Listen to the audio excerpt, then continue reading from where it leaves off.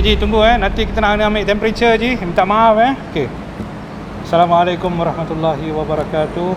Para jemaah sekalian, inilah antara kerja-kerja yang kita harus buat untuk jaga keselamatan para jemaah yang datang Masjid An-Nur. Pada waktu ini masjid tutup, tapi kita rindu dengan jemaah-jemaah. Saya tahu semua jemaah rindu nak datang ke Masjid An-Nur, tapi kita meminta harap bersabarlah. Harap bersabar untuk seketika lagi. InsyaAllah dalam masa yang terdekat, insyaAllah kita berjumpa lagi. InsyaAllah. Assalamualaikum warahmatullahi wabarakatuh. Assalamualaikum. Saya ingin mengucapkan terima kasih kepada anda semua yang telah menyumbangkan sumbangan ke Masjid An-Nur. Semoga Allah sahaja yang dapat membalas jasa anda semua. Keep it coming. Thank you. Kami di Masjid An-Nur berharap anda dapat bersabar dan bertabah atas dugaan dan cabaran kehidupan ini. InsyaAllah dengan kerjasama anda semua, kita dapat mengharunginya bersama. Kepada jemaah semua di luar sana, walaupun masjid sekarang sedang tutup, tapi jangan risau, kita akan sedaya upaya cuba untuk membantu anda semua. Walaupun pada saat ini kita tak dapat nak pergi masjid untuk hadir ke kelas-kelas ataupun kuliah-kuliah, tetapi kami akan terus menyediakan program ilmiah secara online melalui Facebook kami, An-Nur Mosque. Mudah-mudahan ia bermanfaat buat semua. Assalamualaikum warahmatullahi taala wabarakatuh.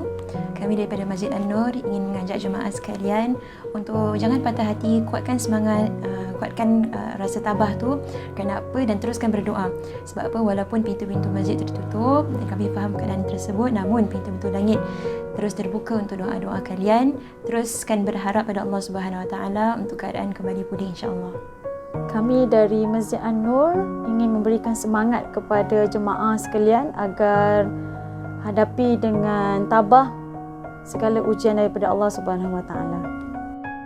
Para jemaah semua, janganlah bersedih atas penutupan masjid.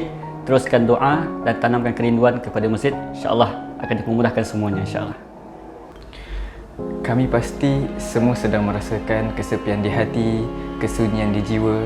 Jadi mari sama-sama kita berdoa agar wabak ini diangkat oleh Allah Subhanahu Wa Taala dan bertambah baik semua keadaan kita insya-Allah. Kami tahu, kami faham, semua sedang resah, risau, gelisah. Di dalam hati ini membuat rindukan masjid. Kami harapkan semua dapat bersabar sekejap. InsyaAllah dengan izin Allah sama-sama kita berdoa kepada Allah Subhanahu Wa Taala agar Allah cepat-cepat mengangkat wabak ini.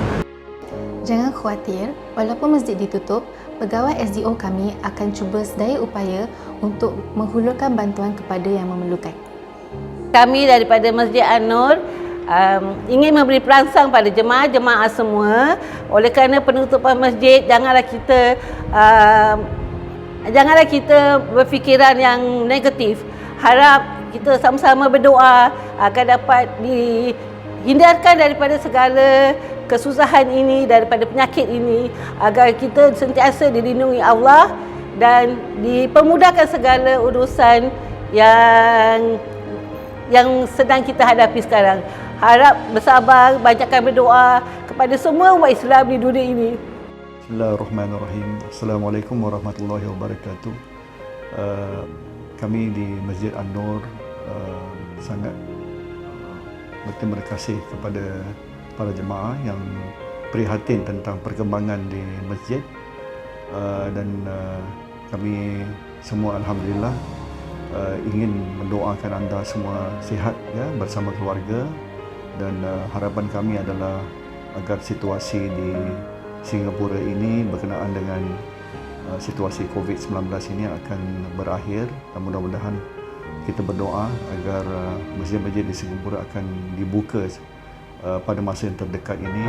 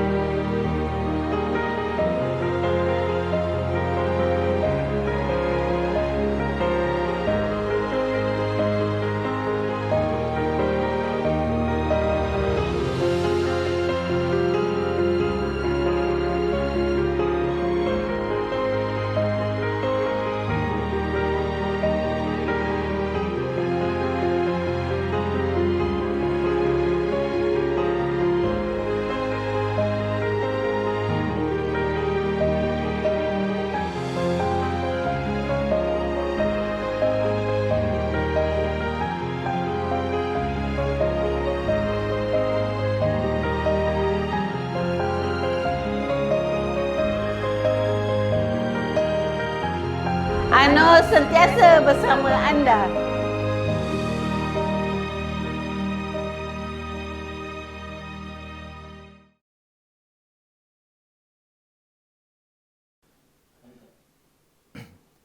Assalamualaikum warahmatullahi wabarakatuh. Bismillahirrahmanirrahim. Alhamdulillahi rabbil alamin. Wassalatu wassalamu ala ashrafil anbiya'i wal mursalin. Sayyidina Muhammadin wa ala alihi wa sahbihi ajma'in. Para penonton yang saya muliakan, kita bersyukur kehadrat Allah Subhanahu wa taala yang mana pada kesempatan ini dapat kita bertemu dalam satu rancangan yang telah diusahakan dan dianjurkan oleh Lembaga Pentadbir Masjid An-Nur untuk sama-sama kita membincangkan sedikit tentang cabaran COVID-19 yang kita hadapi pada hari ini. Sebagaimana kita maklumi, kita sekarang berada dalam satu masa yang begitu mencabar. Keadaan di Singapura dan juga malah di seluruh dunia tidak begitu baik dengan penularan wabak COVID-19 yang menular dengan begitu dahsyat sekali. Sebagai Muslim dan orang yang berimankan Allah Subhanahu wa taala, kita yakin dan kita percaya bahawa ini merupakan satu ketentuan Allah dan juga ujian daripadanya. Dalam perkara ini, kita ingat akan firman Allah Subhanahu wa taala yang disebutkan Allah dalam Al-Quran dalam surah Al-Baqarah. Allah Subhanahu wa taala berfirman, وَلَنَبْلُوَنَّكُمْ بِشَيْءٍ مِّنَ الْخَوْفِ وَالْجُوعِ وَنَقْصٍ مِّنَ الْأَمْوَالِ وَالْأَنفُسِ وَالثَّمَرَاتِ وَبَشِّرِ الصَّابِرِينَ. Dalam ayat ini, Allah Subhanahu wa taala mengatakan bahawa Allah benar-benar menguji kita. Menguji kita dengan sedikit daripada perasaan takut. Juga selain itu, kelaparan dan juga kekurangan harta dan juga jiwa yang terkorban. Ini ujian Allah Subhanahu wa taala, tetapi Allah memberikan berita gembira. Dalam ayat seterusnya Allah mengatakan wabasyiris sabirin, dan berilah berita gembira kepada orang-orang yang sabar. Bagi kita yang menghadapi keadaan ini, kita harus sabar, kita harus berdepan dengannya dengan sikap yang positif. Terutama sekali pada hari ini, kita tidak mempunyai jalan yang lain kecuali kita berhadapan dengannya dan mempelajari untuk menerima dan mengadaptasikan norma-norma yang baru. Dengan adanya perubahan dan penyesuaian ini, insya-Allah sama-sama kita dapat mengharunginya dengan baik dan dengan bantuan Allah Subhanahu wa taala. Mudah-mudahan Allah berikan kita kekuatan, ketabahan dan juga bagi masyarakat dunia dalam menghadapi COVID-19 ini.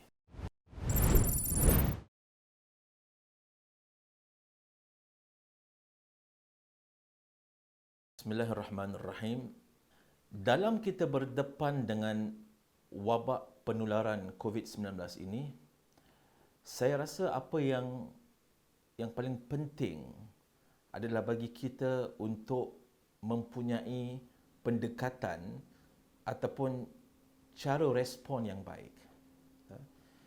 Cara respon kita itu sebenarnya menentukan kejayaan kita dalam mengharungi cabaran ini.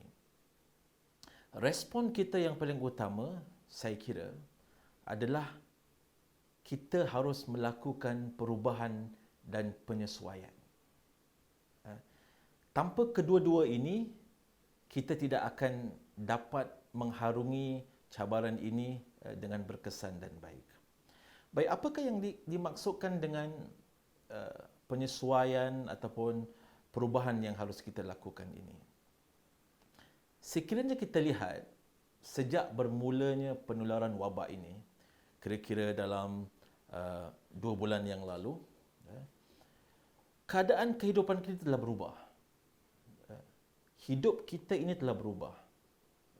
Kita dapat lihat bagaimana hari ini sampai ketika ini ada beberapa tradisi, amalan, kebiasaan kita yang kita tak dapat lagi nak buat.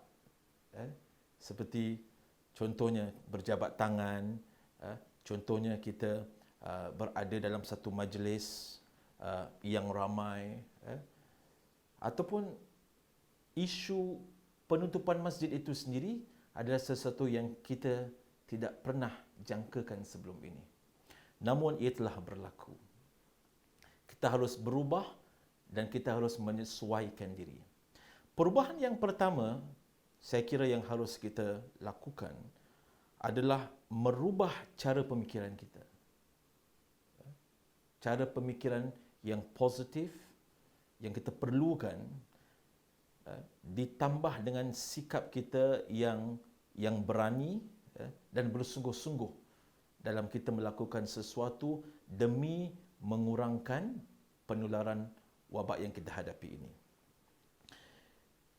Dan antara perubahan dan penyesuaian yang kita perlu buat adalah kita harus membiasakan diri kita dengan apa yang kita boleh namakan dengan norma-norma baru, ataupun dalam bahasa Inggerisnya disebut sebagai the new norms. The new norms ini atau norma baru ini harus menjadi sebahagian daripada hidup kita pada masa ini. Kalau tidak ada ini, kita akan menghadapi satu masa yang sukar. Izinkan saya untuk memberikan sedikit lebih penjelasan tentang norma baru ini. Perkataan norma itu artinya kebiasaan. Jadi bila kita mengatakan norma baru, artinya kebiasaan-kebiasaan yang baru. Dan dia ni boleh dibahagikan kepada dua. Pertama adalah norma yang betul-betul baru, yang bererti kita tak biasa buat. Dia barulah. Dan jenis yang kedua adalah norma yang hakikatnya lama tapi dia jadi baru. Jadi ada dua jenis norma baru yang harus kita perhatikan. Baik, saya pergi kepada yang nombor 2 dahulu. Apakah norma-norma yang lama tetapi pada hari ini dianggap perlu dan menjadi sesuatu yang baru yang harus kita adaptasikan? Contoh yang pertama adalah meningkatkan tahap kebersihan diri kita dan juga awam. Kalau kita lihat, menjaga kebersihan ini bukan sesuatu yang baru. Sebagai manusia dan sebagai orang Islam, kita memang telah digalakkan oleh agama kita, bahkan kita diajar bahawa kebersihan itu adalah sebahagian daripada keimanan. Jadi kita dididik dalam agama kita untuk menjaga kebersihan. Maka itu kita ada amalan wuduk misalnya sebelum kita solat, ataupun kita ada mandi contohnya yang kita lakukan, baik mandi yang berupa mandi biasa ataupun mandi hadas, mandi sunnah dan sebagainya. Jadi ini contoh kebersihan ini, dia bukan sesuatu yang baru, tetapi melihat kepada keadaan bagaimana wabak ini menular, kita tidak ada lain jalan melainkan kita benar-benar menjaga kebersihan ini. Maka itu sebabnya kita selalu diingatkan oleh Kementerian Kesihatan, kerajaan kita dan juga pemimpin kita tentang perlunya kita ini benar-benar membersihkan tangan kita dengan sabun dan dengan cara yang benar. Sekurang-kurangnya 20 minit dengan cara yang benar. Kita diingatkan setiap hari kita buka TV, kita buka surat khabar, kita melihat peringatan ini. Padahal perkara ini bukan perkara yang baru, tapi menjadi perlu. Jadi ini contoh norma lama tetapi dia menjadi baru. Saya berikan contoh yang kedua. Norma lama tetapi jadi baru. Contoh yang kedua adalah kita tahu bahawa COVID-19 ini dia akan apa kata orang tu, dia akan attack, akan menyerang manusia tak kira siapa pun lah. Baik muda, baik tua, baik lelaki, baik perempuan, baik kaya, miskin, semua, kalau bahasa Inggeris kita namakan everyone is vulnerable. Bermakna semua ataupun setiap dari kita ini berisiko untuk dijangkiti. Baik. Dan kita pun tahu bahawa dunia belum ada vaksin ataupun ubat yang khusus untuk merawat sakit ini. Jadi antara perkara yang boleh ataupun yang dapat membantu diri kita ini supaya tidak dijangkiti, ataupun kalau dijangkiti, na'udzubillah, kita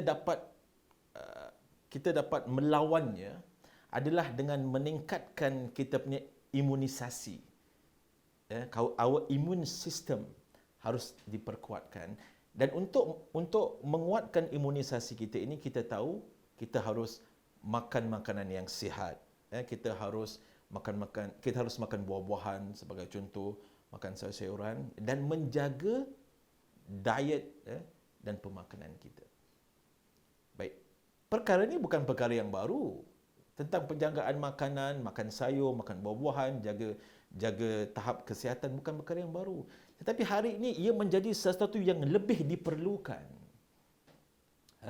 Kerana ini dapat membantu kita dalam kita melawan virus tersebut sekiranya kalau kita dijangkiti, na'udzubillahi min dzalik. Dan contoh yang ketiga yang kita lihat adalah dengan adanya maksud saya dengan penutupan masjid sebagai contoh, kita lihat bahawa kita tidak dapat menghadiri kelas-kelas agama sebagaimana kita melakukannya, tetapi ia digantikan dengan kelas-kelas agama contohnya dalam talian online. Jadi yang membolehkan kita buat online ini adalah dengan adanya teknologi yang canggih. Dan teknologi ini pula bukan sesuatu yang baru. Sebelum COVID-19 pun sudah ada. Tetapi ia menjadi sesuatu yang perlu pada hari ini demi memastikan kita punya kehidupan dapat berjalan seperti biasa. Contohnya, sekarang rakaman ini sedang dilakukan tanpa kehadiran masyarakat di depan diri saya, tetapi dirakam dan disiarkan dalam talian. Jadi ini juga termasuk contoh norma yang baru. Baik, jadi itu contoh norma-norma lama yang telah menjadi baru. Bahagian yang kedua pula, contoh norma yang benar-benar baru. Baik. Benar-benar baru maksudnya kita tidak biasa lakukan. Ada dua contoh. Pertama, sejak bermulanya penularan wabak ini, kita dinasihatkan baik oleh kerajaan kita, baik oleh Kementerian Kesihatan dan juga baik oleh Majlis Ugama Islam Singapura. Apa dia? Supaya tidak bersalaman ataupun lebih khusus tidak berjabat tangan. Baik. Maksudnya apa? Kita harus jauhkan, avoid this what we call it as physical contact.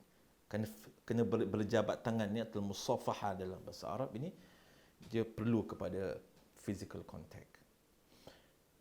Tidak berjabat tangan bila kita bertemu antara sesatu sama lain, baik dengan Muslim ataupun yang bukan non-Muslim, adalah sesuatu yang kita tak biasa. Kita kekok. Sebabnya, ia telah menjadi tradisi kita. Dia telah menjadi sesuatu yang semula jadi baik dalam tradisi budaya kita maupun dalam agama kita. Jadi dengan adanya penularan ini, tidak berjabat tangan ini menjadi sesuatu yang perlu. demi mengurangkan transmisi ataupun transmission in the community, transmisi dalam masyarakat melalui physical contact. Maka oleh kerana itu, kebiasaan yang kita buat ini sudah menjadi sesuatu yang agak sukar pada hari ini. Contoh yang kedua, para penonton sekalian, adalah kita melihat sejak kebelakangan ini kerajaan kita menekankan pentingnya social distancing ataupun mengadakan jarak yang jauh, yang agak tidak dekat antara satu sama lain. Contohnya dalam kita beratur, contohnya dalam kita solat sekalipun nanti, kalaulah masjid kita dibuka ataupun sekarang juga, kita ini disuruh untuk adakan social distancing sekurang-kurangnya 1 meter. Ini pun sesuatu yang kita tak biasa buat. Kalau dekat kedai makan, kita pun disuruh buat begitu. Ini norma baru. Kita nak kena biasakan diri kita ini. Kalau kita ambil perkara ini serius, maka kita berperanan untuk mengurangkan. Kerana cara untuk kita mengurangkan penularan ini, kerana tidak ada ubat, adalah dengan kata orang tu istilahnya dengan menutup pintu transmission. Dia seperti silsilah. Kita nak kena putuskan silsilah itu supaya penularan ini tidak terus merebak. Jadi social distancing contohnya dan juga berjabat tangan adalah norma-norma baru di antara lain yang harus kita perhatikan dan harus menjadi sebahagian daripada kehidupan kita.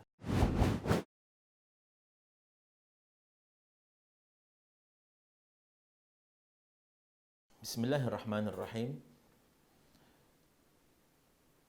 Sejak bermulanya penularan wabak COVID-19 dengan begitu pantasnya, kita telah menyaksikan bahawa ulama'-ulama' kita bukan hanya di Singapura, malah di seluruh dunia, termasuk ulama'-ulama' kita daripada Mesir, Saudi Arabia, Kuwait dan lain-lain juga di rantau ini, mereka telah mengambil keputusan untuk melakukan 2 perkara. Pertama adalah menutup pintu-pintu masjid. Yang kedua adalah untuk memberhentikan solat Jumaat yang menjadi fardu hukumnya buat masa ini bagi semua kaum lelaki. Kita telah melihat juga di Singapura, alhamdulillah, mufti negara kita beserta dengan ulama'-ulama' kita yang berada dalam Jawatan Kuasa Fatwa MUIS, mereka telah mengeluarkan fatwa ataupun panduan agama yang menjelaskan kenapa kedua-dua ini harus dilakukan berdasarkan nas-nas daripada syarak. Untuk berkongsi dengan para penonton sekalian bahawa sudah setentunya ulama'-ulama' kita ini, mereka berpandu kepada pendekatan dan cara yang telah dilakukan oleh ulama'-ulama' kita sebelum ini dalam mengeluarkan hukum, terutama sekali hukum-hukum yang mungkin tidak ada dalam Quran dan hadis secara terangan, ataupun hukum-hukum baru. Dalam perkara ini kita lihat, kalau kita meneliti fatwa Jawatan Kuasa Fatwa MUIS dan juga fatwa ulama'-ulama' lain dalam perkara ini, kita akan lihat bahawa ada 2 pendekatan yang telah digunakan oleh ulama'-ulama' kita. Pertama adalah pendekatan menggunakan nas-nas daripada Quran dan hadis. Terdapat beberapa hadis Nabi Muhammad SAW dan juga panduan-panduan daripada para sahabat Nabi tentang perkara-perkara yang boleh dilakukan dalam keadaan darurat. Kita tahu bahawa dalam hadis ada menyatakan tentang sahabat yang digalakkan untuk solat di rumah ketika hujan, dan juga Rasulullah ada memberikan panduan supaya kita mengadakan kuarantin apabila bermulanya penularan wabak ini. Jadi pendekatan pertama adalah ulama kita menggunakan nas-nas yang langsung daripada hadis ataupun Al-Quran sekiranya ada. Pendekatan kedua, ini yang merupakan pendekatan yang penting juga, adalah bagaimana ulama-ulama kita menggunakan hari ini prinsip-prinsip dan kaedah-kaedah fikih yang telah dijelaskan dalam kitab-kitab fiqh untuk kita guna pakai dalam keadaan-keadaan yang tertentu. Contohnya dalam keadaan darurat seperti sekarang. Kita berada dalam satu keadaan yang darurat. Darurat artinya emergency. Emergency di mana kita tidak boleh membuka ruang masjid itu disebabkan ada kongregasi, ada jamaah di situ akan berlakunya penularan. Begitu juga dengan adanya solat Jumaat. Jadi keadaan ini menjadi darurat, dan ada kaedah fikih yang mengatakan ad-daruratu tubihul mahzurat. Dalam keadaan darurat ini, maka perkara-perkara yang dilarang itu menjadi harus. Ataupun sebaliknya, dalam keadaan darurat itu bermakna perkara-perkara yang wajib itu boleh ditiadakan.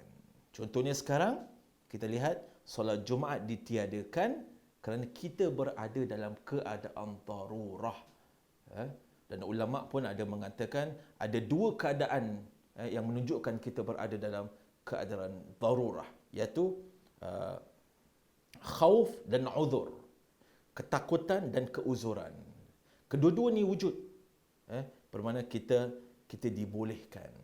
Ada juga prinsip-prinsip dan kaedah fikih yang lain. Contohnya, kita harus menghalang kemudaratan itu daripada berleluasa. Ada beberapa kaedah fikih yang kita boleh gunakan. Contohnya, ad-dararu yuzal. Kemudaratan itu hendaklah dihilangkan. Dan kita perlu menutup segala pintu-pintu yang boleh membawa kepada kemudaratan. Ini yang diistilahkan sebagai sadduz zara'i' ataupun sadduz zari'ah. Menutup pintu-pintu yang boleh membawa kepada kemudaratan. La darara wa la dirar. Ini hadis. Rasulullah mengatakan tidak ada sesuatu mudarat yang boleh berlaku dan sesuatu yang boleh memudaratkan yang lain. Dan juga kaedah seperti dalam bahasa Arabnya dipanggil dar'ul mafasid muqaddam ala jalbil masalih. Yani menolak segala mafsadah, kemudaratan, itu menjadi sesuatu yang lebih penting daripada kita membuat kebaikan. Jadi kita harus membuat pertimbangan di sini. Ulama-ulama kita telah mengeluarkan kaedah-kaedah fikih yang menjadi penting bagi kita untuk guna pakai. Kesimpulannya, para penonton sekalian, kaedah-kaedah fikih ini, sebagaimana yang telah diatur oleh ulama kita, dia menunjukkan satu perkara yang sangat penting dalam agama yang harus kita faham. Bahawa agama kita ini, agama Islam itu adalah agama yang tidak memberatkan, tidak menyusahkan. Fikih dan ilmu syariat itu, dia datang untuk menjaga maslahat kita, maslahat umum. Kalau ikut maqasid syariah, di antara tujuan syariat itu adalah untuk memelihara nyawa. Memelihara nyawa. Jadi apa yang kita buat ini adalah tujuannya untuk pemeliharaan nyawa. Kerana wabak COVID-19 ini, dia itu hakikatnya dia meragut nyawa kita. Jadi agama itu tidak menyusahkan, bahkan memudahkan. Banyak ayat Quran, antara lain Allah mengatakan dalam Al-Quran, وَمَا جَعَلَ عَلَيْكُمْ فِي الدِّينِ مِنْ حَرَجٍ. Dan tidak dijadikan untuk kamu dalam agama itu sesuatu yang memberatkan. Allah tidak memberatkan. Yuridullahu bikumul yusra wala yuridu bikumul usra. Allah SWT itu menghendakkan kita ni kemudahan dan bukan kesusahan. Ini ayat Al-Quran. Dalam hadis juga Rasulullah ada mengatakan inna dina yusrun walan yashad ad-dina illa ghalabah. Walan yashad ad-dina ahadun illa ghalabah. Sesungguhnya agama itu mudah dan tidaklah ada seseorang itu yang hendak memberatkan agama, menyulitkan, menyusahkan, kecuali dia akan kalah. Jadi matlamat agama itu adalah memelihara maslahat kita. Jadi memang terdapat dalam panduan agama itu sendiri penulisan ulama-ulama kita yang menunjukkan bahawa syariat itu membenarkan kalau dalam keadaan darurat diguna pakai kaedah-kaedah prinsip-prinsip fikih yang telah diatur ulama kita supaya kita dapat meneruskan kehidupan kita seperti sedia kala.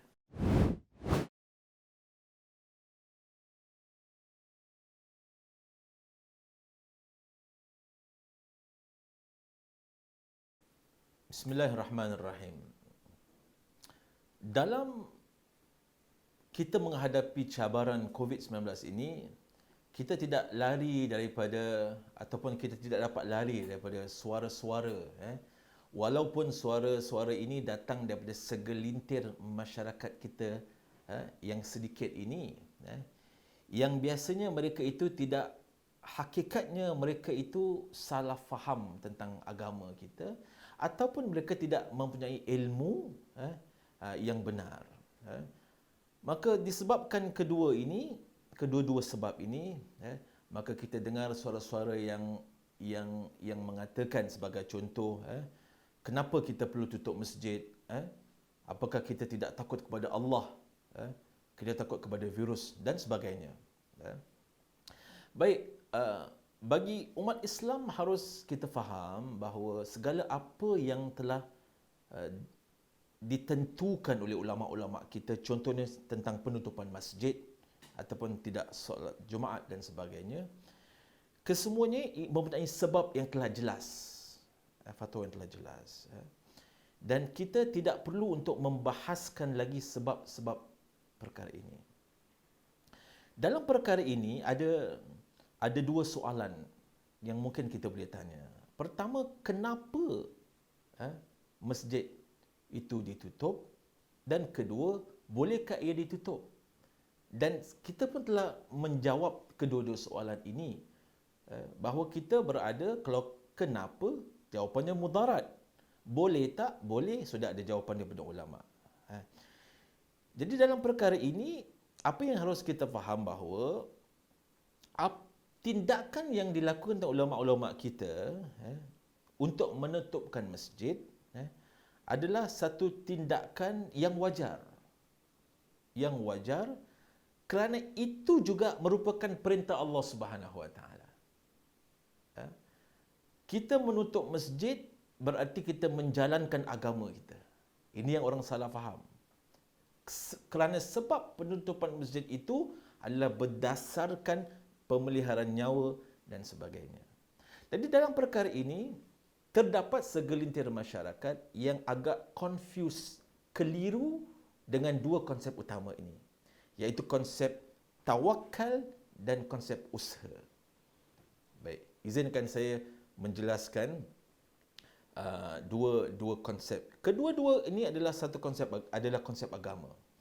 Bermakna Allah SWT ada sebut tentang tawakal dalam Al-Quran dan hadis, juga tentang usaha dan ikhtiar. Baik. Pertama kita lihat tawakal. Perkataan tawakal, ini masdarnya tawakkul ini, dia dalam mengikut bahasa, dia bermakna datang dari perkataan wakil, wakala, yang bererti kita mewakilkan Allah. Dia Allah ni menjadi wakil kita. Dalam erti kata yang lain, kita serahkan, kita wakilkan kepada Allah untuk menentukan bagi kita. Itu penting. Kerana hakikatnya kita ni manusia, kita tidak punya daya dan upaya melainkan kita harus bertawakal kepada Allah Subhanahu Wa Taala, kerana Allah yang menentukan dengan takdirnya. Baik, itu konsep tawakal. Tetapi konsep tawakal ini dia tidak boleh berjalan dengan sendirinya. Dia harus selari dengan konsep ikhtiar dan usaha. Jadi apabila kita ini menutup masjid sebagai contoh, bererti itu usaha kita dalam membendung wabak ataupun penularan COVID-19 ini. Itu usaha kita. Jadi kita perlu berusaha untuk memastikan bahawa wabak ini tidak menular. Dengan kita menyuruh orang tidak bersalaman, tidak berjabat tangan, kita menyuruh orang untuk adakan social distancing, dan kita juga menyuruh masyarakat kita untuk duduk di rumah. Kesemuanya adalah usaha-usaha yang kita perlu buat. Dan usaha ni sangat penting. Kerana kita ni akan kata orang dihisab lah, akan dikira dengan usaha kita. Betul tak? Allah SWT berfirman dalam satu ayat yang pendek, tapi mempunyai makna yang mendalam. Allah berfirman, wa an laysa lil insani illa ma sa'a. Dan tidaklah bagi manusia itu kecuali apa yang dia usahakan. Jadi kita bila menutup masjid itu bererti kita berusaha dengan penutupan masjid itu, bermakna usaha dan ikhtiar kita untuk mengurangkan penularan wabak yang kita hadapi ini. Dan ini sangat penting, kerana usaha kita itu sebenarnya dapat menyelamatkan nyawa kita. Jadi kita tidak boleh ataupun senang terpengaruh dengan orang mengatakan tidak perlu kita takut dengan virus. Kita takut kepada Allah. Allah yang mencipta virus. Memang betul Allah mencipta virus ini, tetapi Allah juga suruh kita berusaha untuk kita membendung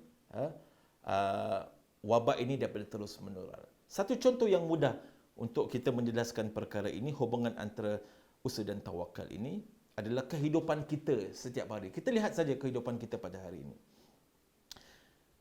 Kalau kita percaya Allah memberi kita rezeki, tidak ada orang lain. Allah huwa razzaq, Allah memberi rezeki. Baik. Kalau kita tahu Allah beri rezeki, boleh tak kita hidup ini, kita goyang kaki, kita tak perlu kerja, tak perlu bertungkus lumus untuk cari duit. Kita duduk saja, kita tawakal kepada Allah kerana kita tahu yang beri rezeki adalah Allah. Agak-agak kalau kita buat gitu, boleh tak kita dapat rezeki? Sudah setuju? Tidak. Kerana Allah memberi syarat bahawa apa yang kita wa alaysa lil insani illa ma sa'a, Allah memberi syarat bahawa kita itu akan mendapat sesuatu kalau kita usaha, kalau kita bekerja untuknya. Jadi begitu juga kita kembali kepada isu ini, bermakna terdapat juga mereka yang keliru tentang konsep-konsep agama, dan ini bukan sesuatu yang baru. Sebelum ada COVID-19 ini, kita lihat ramai juga umat Islam kita yang juga keliru tentang konsep jihad sebagainya. Dan ini telah dan salah faham tentang konsep agama ini, dia membawa kepada kemusnahan. Jadi kesimpulannya para penonton sekalian, bahawa ketahuilah segala apa yang dikatakan precautionary measures yang telah diimplementasikan oleh kerajaan kita, baik contohnya stay home notice ke, ataupun leave of absence ke, stay home ke, social distancing ke, tidak bersalaman, kesemuanya ini adalah usaha. Bayangkan kalau kita tak buat ini semua. Rasa-rasa kalau hari ini kes kita dah 1000, rasa-rasa kalau tak ada ni semua, tetap dia 1000 ataupun lebih. Sudah setentu kes kita akan menjadi lebih. Kerana saya telah mengatakan sebelum ini bahawa bagi virus ini belum ada ubatnya. Jadi ubatnya adalah kita untuk memutuskan transmisi dalam masyarakat kita. Dengan cara ini, bagaimana kita dapat membendung penularan wabak COVID-19.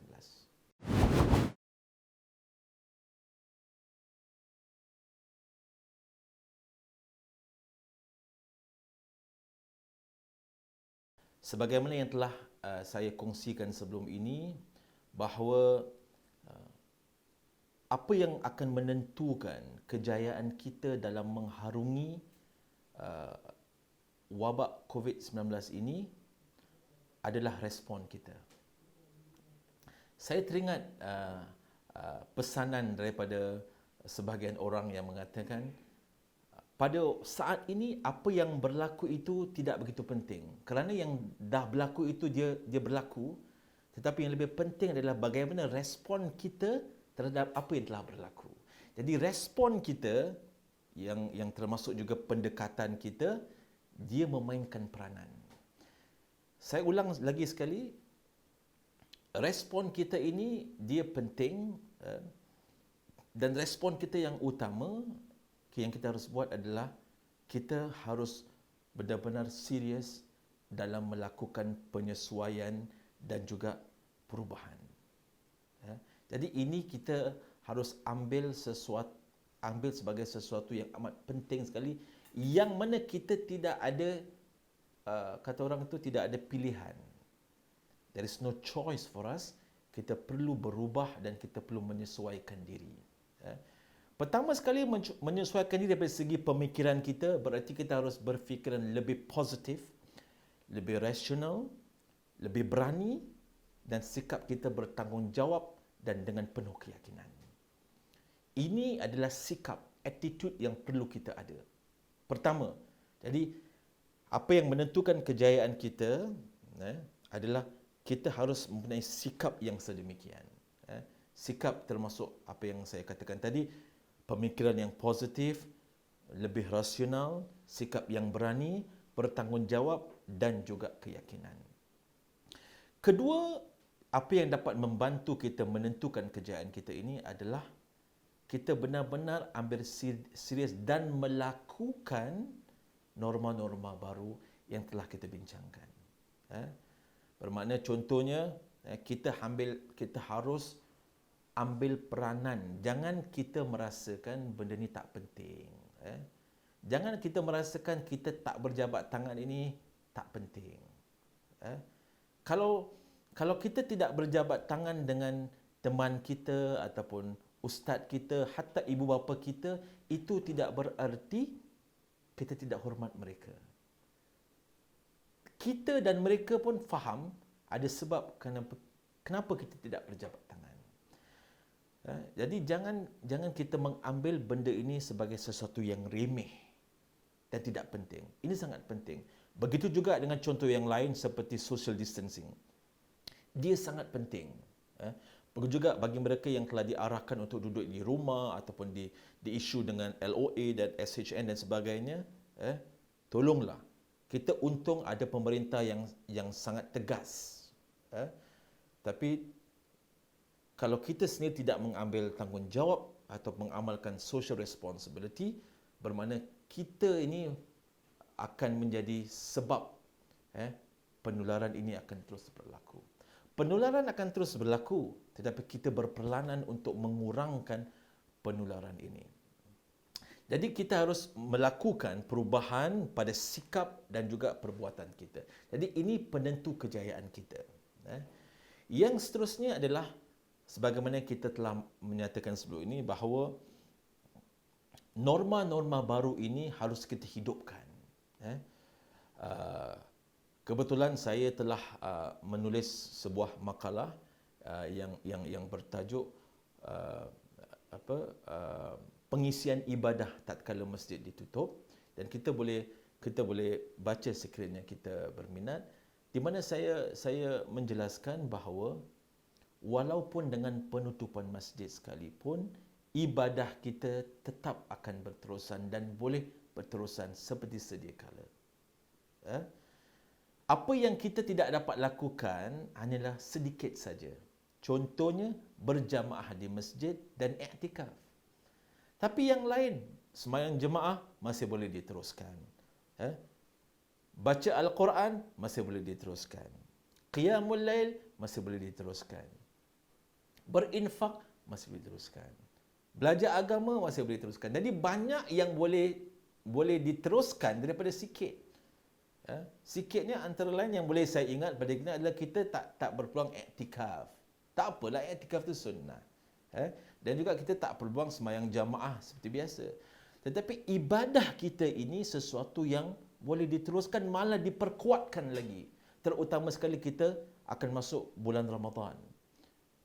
Ambil peluang dua. Satu, peluang dalam keadaan kita ini tak boleh ke masjid untuk kita memperkukuhkan institusi keluarga kita. Ajak keluarga kita solat berjamaah, baca Quran berjamaah, ibadat bersama. Masa yang kita ada ni sangat penting. Ramai di antara kita pada hari ini kita diarahkan work from home misalnya, bekerja di rumah. Jadi kita sudah dapat jimat masa untuk kita travel dan sebagainya. Jadi masa ini sangat penting untuk kita gunakan untuk segala kebaikan.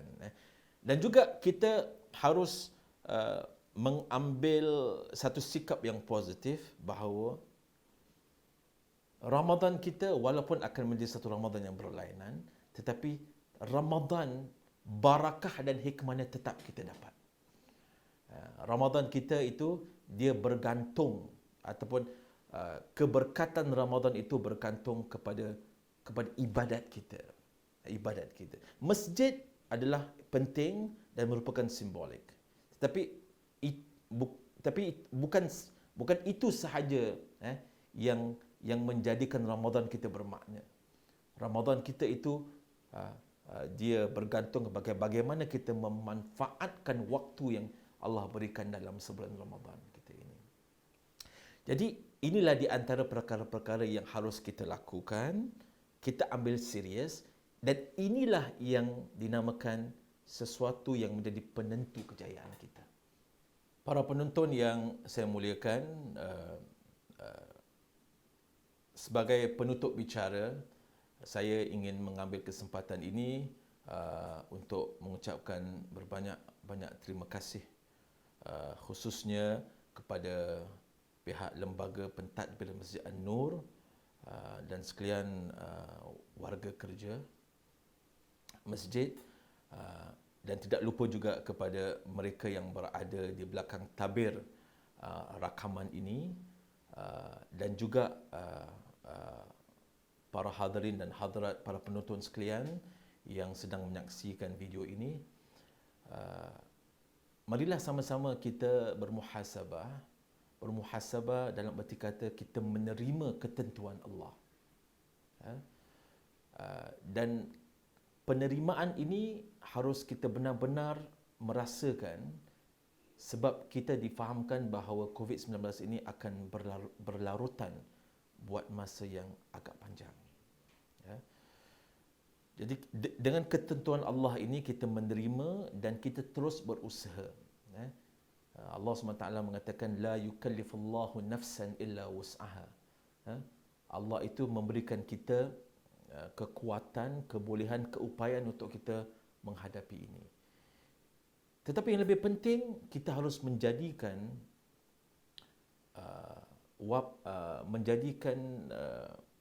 cabaran kita ini sebagai satu peringatan bagi diri kita.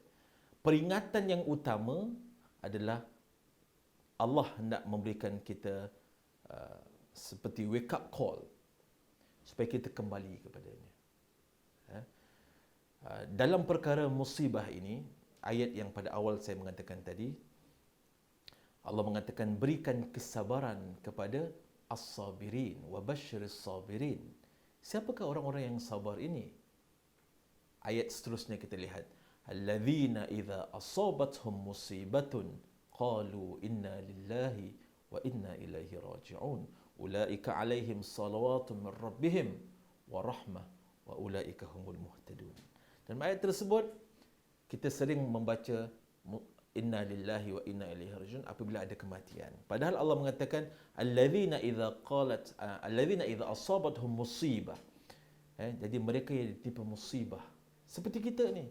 Ini satu musibah yang Allah berikan kepada kita. Kita harus menjadi orang yang termasuk dalam ungkapan inna lillahi. Kami kepunyaan Allah. Jadi kita harus jadikan musibah ini peringatan supaya kita kembali kepada Allah. Wa inna ilaihi raji'un.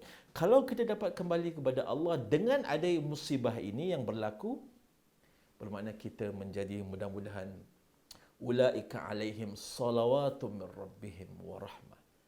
Kita dijadikan oleh Allah mereka-mereka yang mendapat doa keberkatan dan kerahmatan dari Allah dan juga orang-orang yang mendapat petunjuk.